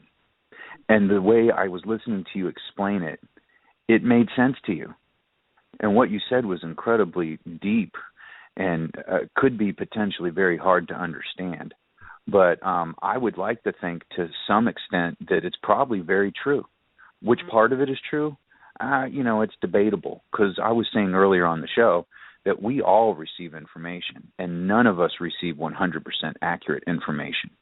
But if it resonates within you, and I'm positive you have thought about this over and over again, you've meditated on it, and if it feels good to you and it feels right to you, that I would have to just speculate that probably at least half to 3/4 of the information is probably totally accurate. So now you got to think, was it your higher alien self that communicated this information to you, or was it another highly evolved alien consciousness that knew and chose you because they knew you would be able to receive it and understand it? So without giving you an exact explanation of what it means, that's the way I interpreted what you just said. Yeah, there was a lot of part of the dreams I left out. How they were convincing me that I was related to this person was it did have to do with the reproductive system, but it's not what you think. It was like how it was being able to go back into shape, like the way it healed itself, the way it came back to its natural form. It was much more advanced than a normal human. And like I don't know, it was weird. It was a weird dream. It felt real to me. So it made me want to like make a movie, because I mean there was a lot of things like how sonar ability, how the city of Atlantis was birthed, and it was all because of this serpent interbreeding with humans. But anyways, it was a dream. No, but you know what? I'll bet you there's more to it than you actually realize. That I'll bet you that in some dimensional plane, that at least part of your dream is real, whether it's happening to you or somebody else. So I think there's way more to dreams than we understand. And when they're so outlandish, they're hard to believe. I do believe, just like with a lot of mythology, that yes, it's mythified and exaggerated in most cases, but there's a core truth somewhere buried within. Yeah, it's just all pieces of the puzzle, and everything's history, like has a story to it. It's whether, when you connect all the pieces and see which ones kind of, go along into the pattern that makes the assumption relevant. You know what I'm saying? Like when I do. Like through like different kinds of systematic forms of belief of, religion, they're all universally the same. So you think that they could go, coincide, but when you go into the law, like, where, I don't know, they get too busy fighting over it, they lose the whole higher consciousness purpose of having the rules and the laws and the regulations and the knowledge that's passed down, because everything we get from somebody else has been told to us, starting from the word no when we were little kids. It's repetition. So whatever we come to our conscious mind and see for value, like we got to take to heart. And people keep on missing that because they keep on looking outside themselves when all the energy and all the knowledge is within yourself. And that's part of what I got in my own dream, that I actually have the power to change your own DNA with just the will and knowing that you have the strength. And there is a supreme intelligence, consciousness that's higher than any alien species that has any kind of brain. And that's the knowledge that they don't want you to know. You know what I mean? It's too precious. It's too precious, and it could be used malevolently. It's too powerful. So where certain evolved aliens can tap into the Akashic record, the real universal God consciousness is not going to give them everything, because then they would conquer the universe, So, but I would start to write down as much of it as you can, and then keep writing and keep writing and keep writing, and the more you write, the more will come out. And it may take some time, even a few months. But if you wrote the whole thing down today, and you wrote, consistently over the next, at least once a week for the next handful of weeks, what you come up with today, you'd be surprised at how much it will still be the same, but how much more information you will have received in like 6 or 8 weeks from now. So, word of advice, if you haven't already written it down, try and write down as much as you can and keep writing it until you just can't come up with any more information on that dream. And I think some more information will be unearthed that will really surprise you. Right on. Well, thank you very much. You take care, Reverend, and aloha from Nebraska. Okay. You take your call. Thank you very much for calling in. It was an interesting dream, to say the least. Take care now. Right. Call in anytime. Later. You too. Bye. Bye. All right, got one more call in the queue, although this one may just be listening. Area code 203, area code 203, we're on the air. What's your name, where you're from, what's your question? Hi, my name's Pat. I'm from Connecticut. I was listening. A couple of things. That caller just blew me away. I feel like such a baby to all this information. I'm the first-time listener and caller, and I'm going to have to follow your program. I found it somewhat disturbing. I've been trying my whole life to connect to God and to archangels and so on. It's very interesting. I've been working with a healer, and today out of the blue she asked me what my religion was, and she said, you don't have to have a religion in order to be spiritual, and you need to know that and stop feeling bad about yourself. And that's just a coincidence and And so I've been thinking, okay, ask, and then here I'm connecting with you. I do want to say the only experience I've had was 2 weeks before my son broke his back. He was about 15. I saw my first UFO, and it was so exciting. I was driving home. I woke him up, dragged him out of bed, had him witness it, just to make sure that I wasn't seeing things. And I said to him, tell it to move so you can understand. And we both said that, and it went below the horizon. We got in our car and chased it around. For the next 2 weeks, almost every night when I'd go out and walk my dog, I would see lights dart across.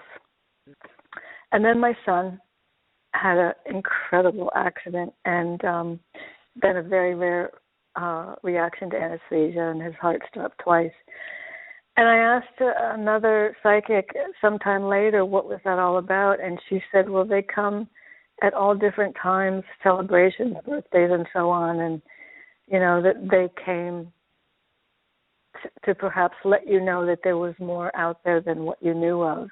And in actuality, when I did see these, it made me feel really good, and as if I was connected to more than this world that I've just never really been happy in. That's real simple compared to the previous caller, but would you have any idea, do you agree with that they came before he had his accident, that reason? I've really not seen much sense. I do. I believe that they've been with you much longer than you realize. And then, you believe what? I'm sorry, I didn't hear you. That this higher consciousness and or ET has been with you and looking over you and your son and your family longer than you may realize. That it figures it happened, right before he broke his back or right around the time that he broke his back? 2 weeks before. Okay, 2 weeks before. And that is fairly common. So now you have to think that he could have died from the anesthesia. Yes. That he could have, and or he could have been permanently paralyzed. Or God forbid something even worse. So it's within the realm of possibility, and we can't prove anything here. But let's go ahead and be speculative, since that's what a lot of this is all about. That you were trying to open your consciousness to some higher source, and you reached out, and some higher source felt you reaching out and knew that you needed some help. And so they came to you in the form of a ship. So earlier I was talking about infrared and ultraviolet light spectrums. But sometimes ET is so evolved that they can just enable you to see their craft. You don't have to traverse your own body, mind, spirit. They can enable you to see their craft because they want you to be seeing them. They have chosen you to see them. And it's to help you in your life for the most part. Mm. So, Actually, does that make sense to you?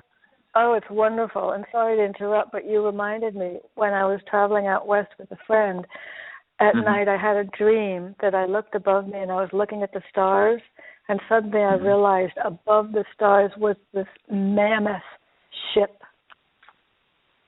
It was so big that I was literally looking at the night sky with all the stars, and it was above it. Why has it, I would be thrilled and feel sane if I had more contact with them. I wouldn't suffer so much. Well, pray to them. They can receive your thoughts. It's very simple for them to receive your thoughts. You think to them, and whether you think you're receiving anything back, they're definitely receiving you. And it's all about your intention, and it's all about God-based love.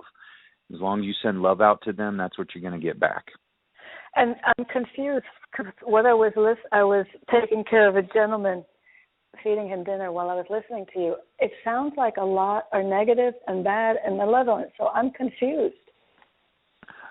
Well, what I believe is happening to me is that Yahweh, where he was gaining strength from absorbing our prayer energy and our souls, he is pretty much realized that by deceiving lower life forms like humans that walk around on a terrestrial planet instead of flying around in spaceships, then instead of deceiving us to gain our prayer energy and souls, he will gain enlightenment by allowing us to know that he is an ET and that it's time for him to move on so he can become a higher God. And it's time for us to move on and stop being dependent upon an alien God who is basically deceiving us into thinking that he was the real God when he's not. So where it made him strong before, it's now making him weak, and he wants to move on, but he can't move on as long as we believe that the God in the Bible is not, he's not God, he's an alien. Wow. And that's the whole premise of my book, that he's ready to move on, and he's ready for us to move on so that he can move on, because he cannot move on unless we do also. What's your book? It's called Yahweh, the Biblical God is an Alien. I'm so glad I connected to you guys. I'm going to go back to my computer and press follow, so I'll get you again. This is, I mean, that's very kind of you. This information is like 3 steps above where I'm at. I mean, it's wow. It's like, okay, here I go again, learning lots of major stuff. Well, I'm learning more than you, so that's why I'm the host of this show. So don't feel bad if you haven't learned enough. It's great. Thank you both so much. Thank you for calling in. You. Call in anytime. Thank you for saying you'll follow. Take care now. Okay. All right. Later. Thanks. Bye-bye. All right, just so you know, there's about 28 minutes and 50 seconds left on the live feed. I want to try to keep this at 2 hours, but we can go a little past 8 if you want to finish a thought or something like that. It's just that the live feed will be over then, so people will need to call into the show if they want to listen. But let's move on here. Next talking point, if you pray to and worship a God all through your physical 3D earth plane existence, that God will capture your soul when you die to go through that God's version of heaven. After you cycle through that alien creator God's heaven, you eventually make it to the real God's eternal light before you reincarnate again. Okay, this seems to tie in with some other people said, like, if you're a devout Christian, when you die, you will enter a realm where, or dimension, whatever you want to call it, where that will resonate with your beliefs regarding Christianity. Also talking about reincarnation, it has been said by some that, yeah, reincarnation is real, but it's not something you want to go through. You don't really want to reincarnate because it's a trap to reincarnate in this reality. You want to ascend, for lack of a better phrase, into a higher realm or dimension of consciousness, and if you reincarnate, that's not going to happen. So this talking point, please elaborate on that in more greater detail. Well, through the cosmic karmic cycle of the universe, at least in my mind, reincarnation is necessary. You know, my best friend growing up was kind of poor. His father died when he was 5 years old, and he ended up becoming a drug dealer. Me, on the other hand, my parents were wealthy. I grew up in $1 million condo on the ocean. My parents paid for all my college. And it was growing up with him where I started to realize that, you know, there has to be reincarnation. Look what my best friend had to go through. You know, I'm not even sure now, but I think he's in prison right now. And that was largely because he didn't have a father figure. He didn't have a whole lot of money. His parents, or his mom, and he lived with his grandmother, didn't push him to go to school or even do well in school or go to college, so he didn't do any of that. And on the other hand, my dad was a university president. My mom worked with the government. I had all of the pressure in the world to do good in school, to go to college, to make something out of my life. And that's one of the reasons I believe in reincarnation, is that, you know, you're not going to have a perfect lifetime every time, and you're not supposed to. If you have 100 perfect lifetimes in a row with a beautiful wife, beautiful children, prosperous career, you never get a divorce, you know, that's not the way that reincarnation and karma work. You're going to have to go through some low points. You're going to have to be poor. You're going to have to be a slave. You're also going to have to be a king. You're also going to have to be a benevolent ruler. And you're also going to have to be somewhere in the middle along the way. So there's many schools of thought on reincarnation. Before the Bible was dissected a number of times, reincarnation was an original belief of Christianity. It's not now, not in the current version of the Bible. And I just don't believe it's true.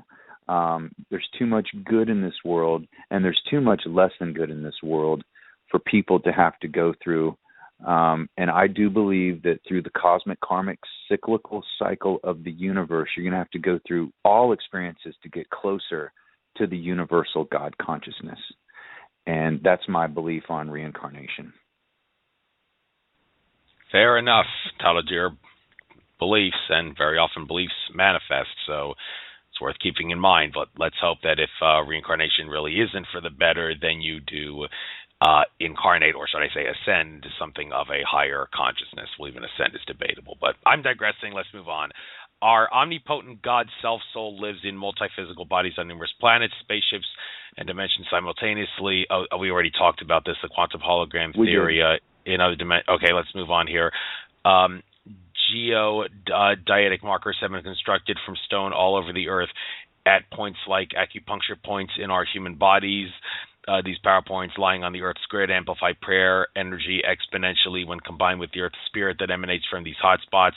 These areas represent some of the most spiritual and mysterious locations known to man, including Temple Mount, Great Pyramids, Teotihuacan Pyramids, Angkor Wat Temple in Cambodia, Karnak Stones in France, Stonehenge, and Bighorn Medicine Wheel in Wyoming.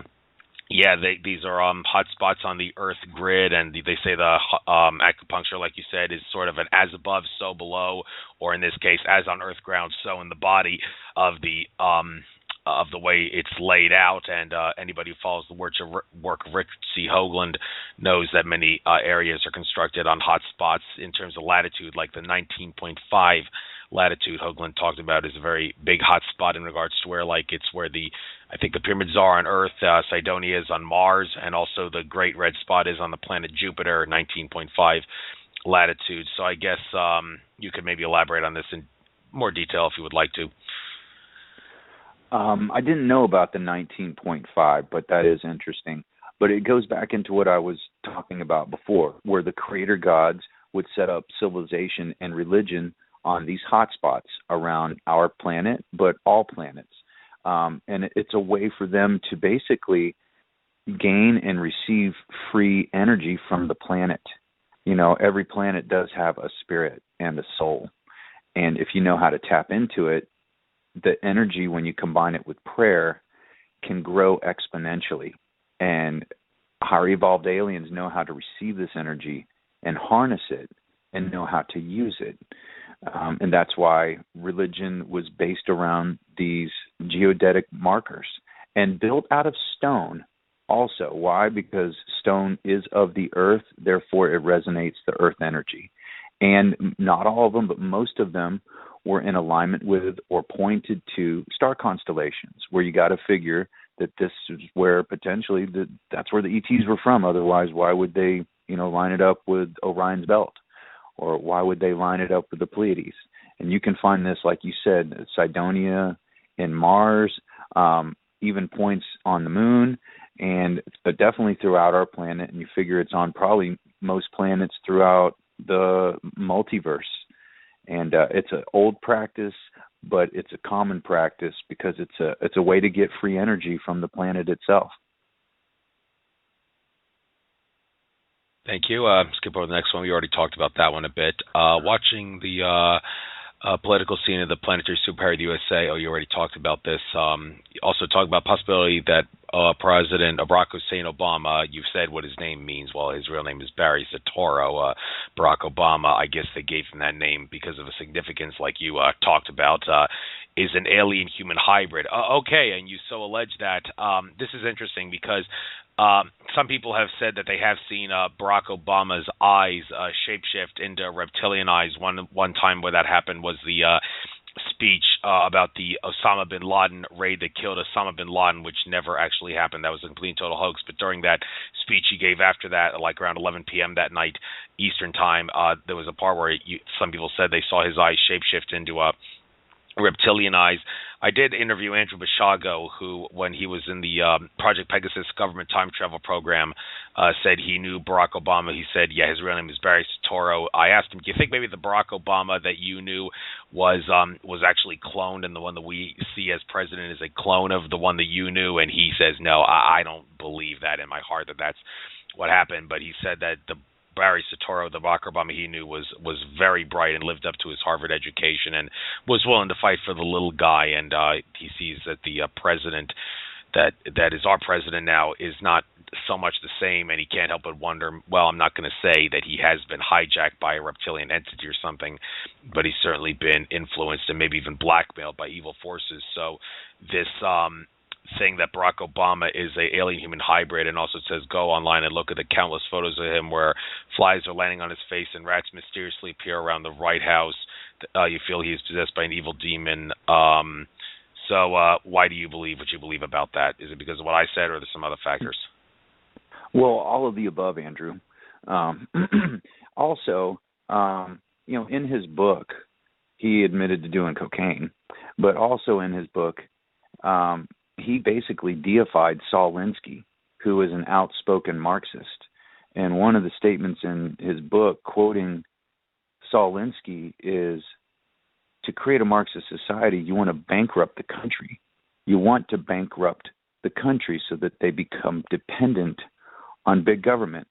And Fox News was trying to throw this around when he first started campaigning for president, and it got squashed. And it just hurt me as a human being that information like that would be squashed. And, the whole idea behind Obamacare, and this is debatable, but I know what happened here in Orlando, Florida, is a lot of these big companies, I own an entertainment company in tourism and work in tourism all throughout Orlando. And right around the time Obamacare was going to be implemented, a number of big companies fired everybody and rehired everybody back at 28 hours a week. And I lost so much money. It hurt me. But, either Barack Obama was incredibly not intelligent for doing that, or he knew exactly what he was doing and he did it on purpose. And I believe he did it on purpose to hurt America, to try and bankrupt our company.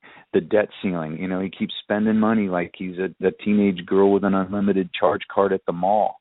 And he knows what it's doing to our country. We had to let our own credit score got lowered as far as the United States credit score. Our money has been so devalued since he's been in office for, these 1.5+ terms. And like I said, he's either just a horrible leader or he's doing it on purpose. And I believe he's doing it on purpose for whatever reasons he has. I believe that he is a hybrid directed by some malevolent alien force out there that I can't identify. But I don't know, the more you think about it and the more you break down his philosophy, it's not to help America, it's to hurt us. No question, and it's taken a while for the people at InfoWars to release that documentary, Obama Deception 2. They said they definitely have it released out by now. I wonder what's taken them so long, but they might as well try to release it at least before his second term runs out. But anyway, I'm digressing. Moving on, at number 11, only a couple things to point out here. Most ancient cultures depicted gods descending from heaven, the sky or the stars. Every other culture chronicles their gods coming from inside the earth or the underworld. Okay, well, why is it that most depict gods coming from the sky or stars, and the minority are the ones coming from inside the earth or the underworld? That's the first question. And also, when you talk about the underworld, you have to wonder, what is the hollow earth like? I mean, there's the model that, like, mainstream science has it right when they say there's a core, the crust, and the mantle. I mean, core, the mantle, the crust, but they're wrong about the core. It's not made of iron. It's actually a fourth dimensional star, so to speak. And the mantle, well, that's right, and then the crust, that's right, but other people, and the life in there is actually in another realm or dimension that exists within the atoms of all the magma, the lava, and the crust and such. But other people say, no, that's a wrong depiction of the hollow earth. You got like Sheldon Neidl, for example, in ET Contactee, Sheldon Neidl, he frequently talks about the Agartha model, where you have the center, the core, which is like a fourth dimensional star, and then you have openings at the poles, and the crust is bigger than what mainstream science would assert, but there is no mantle. All the lava and magma is in the crust, and the beings are actually walking on the underside of the crust. There is no nighttime because they're in constant daytime, because there's a star. Their sun, is the core of the earth, and it shouldn't be thought of as a system of caves. It's actually like its own world that is of a higher realm or reality. Now that begs the question, is it possible that there are beings inside the crust that's between that Agartha area and the area up top? So that, and also why is it the most come from the sky and not the from inside the earth? Any theories or elaborations on this subject? A couple of brilliant questions within a big question. But first question, why do most come from the stars? Well, because E.T. arrived here in spacecraft and was interpreted as gods. They'd land on Earth with a lot of fire and smoke, trembling of the earth. They would exit their crafts with spacesuits and or technology, and primitive humans that were here thought they were gods. They came from the sky. They came from the heavens. So most of them came from the heavens because most of them arrived here by spaceship. Inner Earth thing, I'm totally buying into what you were saying. I knew about 2/3 of what you said, but you educated me on the other 1/3 of it. Now, if I'm going to just drill a hole into the earth, and I'm just, a very one-dimensional contractor who just drills hole for a living, I'm just going to just drill into a bunch of rock, maybe some water. But if I'm a very spiritual being, I can go inside the earth and traverse into the inner earth spirit, where I can see the star inside the earth. The Hopi, the Maya, the Zuni, the Pueblo tribes of the Southwest, pretty much all of them said that they did not come from the stars, that they came from inside the earth, and potentially from another dimension. The word Xibalba, which starts with an X, is the name of the Maya underworld, which you can still find today in parts of the Yucatan and throughout Mesoamerica. But Xibalba actually translates into the Milky Way. It actually translates into outer space. So if you know how to traverse your body, mind, spirit, you can go into the inner earth and end up somewhere completely different by accessing some kind of portal activation. And like I said, if you're just, a human walking into a cave, you're just going to walk into a cave and until it ends up into a bunch of rocks. So I think that's the difference. I'm hoping I answered your question correctly. Well, again, there's a lot of theory and speculation on this area because many people can't really seem to agree on what the hollow earth actually looks like. Certainly something worth researching more. But moving on, we got just a little bit of time left, so let's try to do all these on the fly here. It says, Yahweh is the father of Moses, Abraham, Jesus, Enoch, Noah, John the Baptist, Ezekiel, Elijah, Muhammad, Solomon, the fallen angels, all the apostles, archangels, and pretty much most biblical figures in this pantheon, meaning he genetically engineered these beings with a watered-down version of some of his DNA and powers, and by this bless these beings with supernatural gifts so they could serve as revered patriarchs, angels, and etc. Another mission was for them to proliferate his religions and nurture his faithful worshippers. One in particular here, Enoch. Eric von Daniken, he's often talked about Enoch, was kind of obsessed about him, saying that all the books in the Bible, the apocryphal texts, talk a lot about Enoch, and there's only like one mention of him in the Bible. He was the great-grandfather of Noah, and he even says that the ancient Egyptians talk about this being named Saurit, who he alleges is the same as Enoch. And in Mark Kimmel's book, Angels, ETs, and Us, he actually said that one of the archangels, I don't remember off the top of my head which one, but is actually the prophet Enoch, and Enoch was a human incarnation of that archangel. Just thought I'd point that out. But this whole idea that all these figures, excuse me, a lot of people would assert all these figures didn't exist. They are either a mimicry on astrology or just flat-out fiction, or just like all religious figures are, but others would say, no, all these people I just named, and even maybe the Greco-Roman gods and some of the gods of the religions of the East, like Shiva, Vishnu, Brahma, and such, they all did exist. But like I said with Jesus, their stories have been twisted by malevolent forces. So the idea that all of these people did or did not exist, and if they did exist, were all of their stories twisted? Do you think this is an area that's debatable, or is it pretty straightforward what you think the truth is?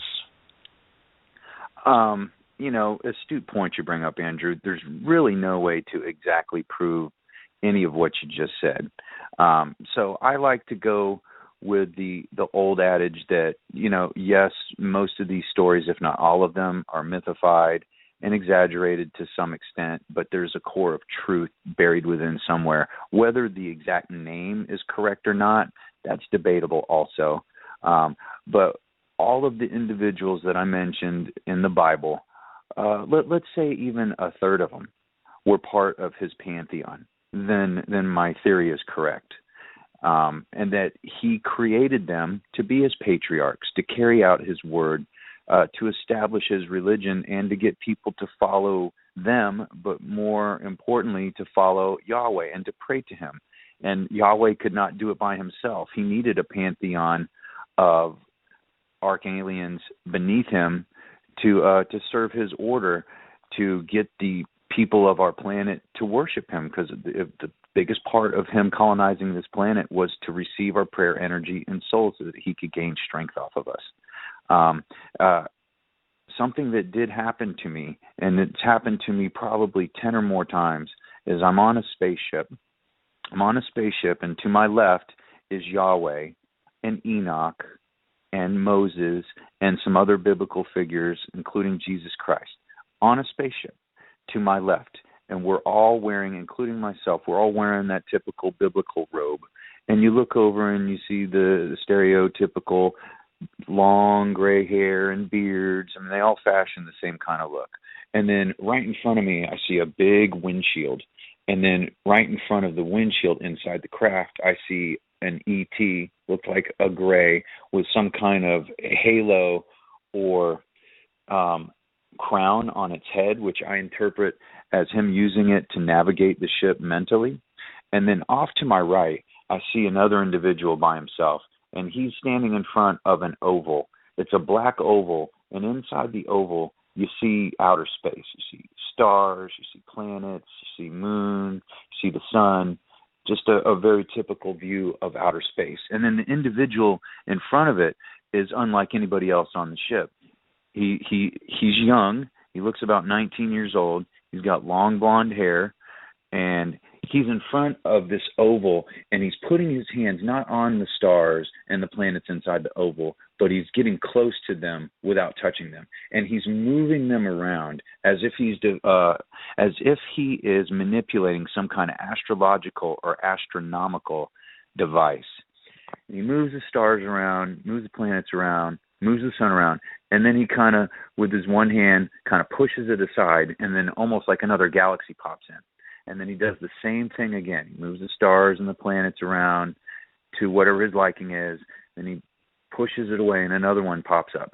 And I can feel him noticing me, watching him. I'm not even looking at the biblical figures on my left side anymore. I'm focused all on him.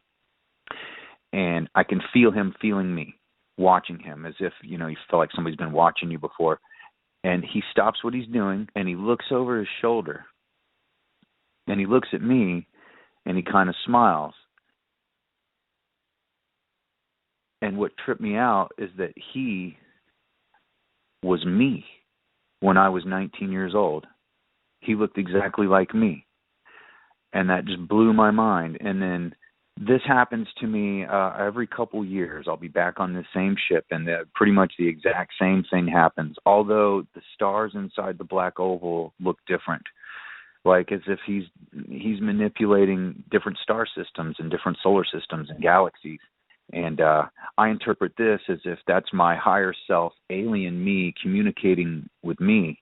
And the term scripted in the stars or written in the stars just keeps permeating in my mind every time I have that dream, that in effect he is changing the course of time by manipulating these star systems. So imagine that. This happens to me about every couple years, and it happened to me last year. Another fascinating experience worth talking about, and I see no sense in no tone in your voice that suggests that you're making this up. So you're, I have no doubt you're telling the truth, and I'm sure the listeners would assert the same. So good luck on your future encounters. We got to do these last couple subjects here on the fly because we only got about 6 minutes left. The fallen angels or the Watchers were cast out of Yahweh's mothership, and they descended to Mount Hermon And then you talk about a Genesis 6, some article that mentions that, and it also says, so we read the Nephilim angels are having sex and creating offspring. Is this possible? It is if angels in the Bible are human like extraterrestrials. All biblical angels are in fact aliens. Now, Zechariah Sitchin says the Nephilim are the Anunnaki, and the Anunnaki, they were giants, and the Nephilim are also giants. And there's that documentary that's popular on YouTube talking about big giant skulls that belong to the alleged Nephilim. So, and they're also said to be the fallen angels or the Watchers. So, I guess quickly elaborate on this, and then there's two more subjects after this. So let's try to do like 2 minutes each for each one. Okay, so yes, I agree with Zechariah Sitchin because Yahweh is Enlil of the Anunnaki, and Enlil had his followers, and they started to defy his orders, so he kicked them off the mothership, and they descended upon Mount Hermon, and they found the daughters of men attractive and made babies with them. And like you said, they were giants, and giants can be a literal or a figurative term. It can be literal in that they were physical giants, like 10 and more feet tall, and or they had supernatural powers, which the ancients would consider somebody with supernatural powers a giant. But what is curious and interesting is on the same latitude line, but on the opposite side of the world, is Roswell, New Mexico, where the crash actually happened.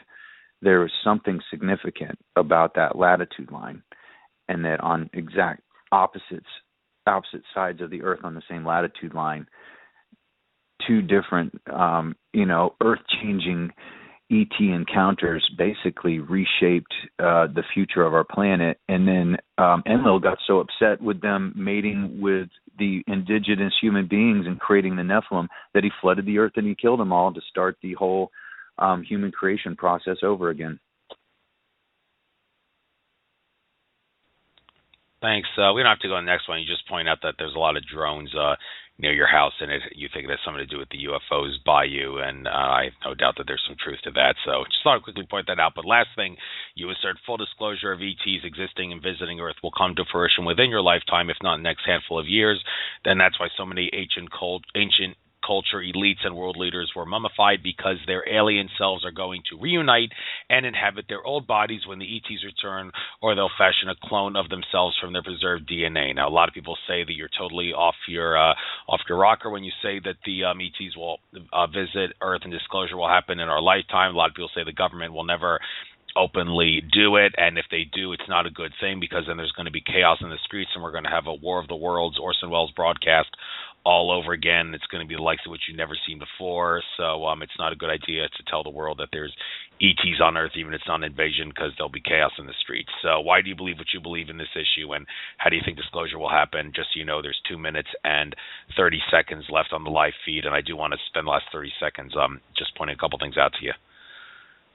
Okay. I believe that this is what I pray for.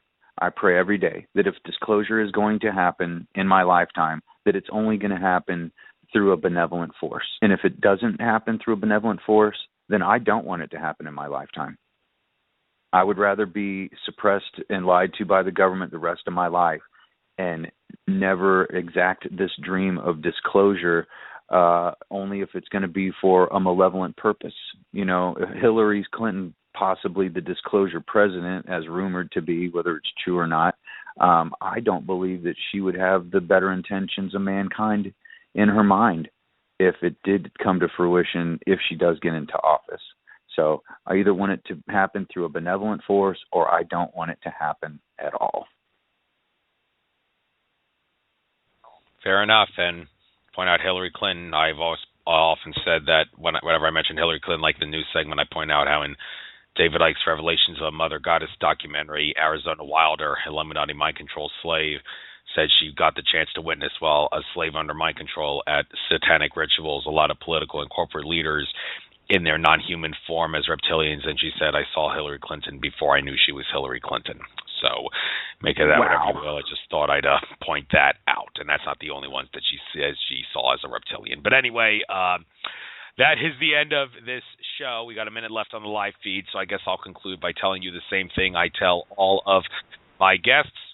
Reverend John Polk, you are a fascinating individual, and even though I went through all your talking points here, I have no doubt that I could do another show with you, but One of my goals with this radio show is to get as many different guests on my show as possible before I give any one specific guest double dips, because I feel that that is the fairest, most impartial, and ultimately the most informative way of doing a radio show that seeks to expose the true and false nature of reality.